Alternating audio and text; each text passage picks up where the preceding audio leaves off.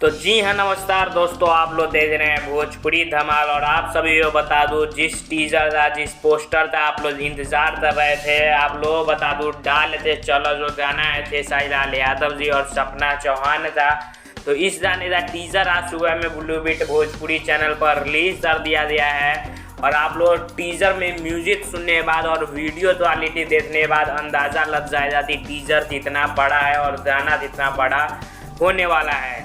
आप लोग बता दो, इसके राइटर हैं अभिषेक भोजपुरिया जी, गाया है खेसारी लाल यादव जी के साथ में शिल्पी राज जी ने। वीडियो में आप तो खेसारी लाल के साथ में सपना चौहान नजर आने वाली हैं।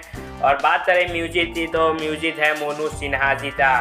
बहुत ही हाई लेवल पर वीडियो शूट किया गया है और जिस तरह से म्यूजिक सुनने आ रहा है टीजर में, उस तरीके से लग रहा है कि हाँ, म्यूजिक पर भी इस वीडियो में काम किया गया है, वरना एक ही तरह का बार बार म्यूजिक दे दिया जाता है खेसारी लाल यादव जी के गाने में। तो आप लोग टीजर कैसा लगा, वीडियो, म्यूजिक, लिरिक्स, तो आप तो नहीं सुनने को मिला, कितना एक्साइटेड है जरूर बताएं।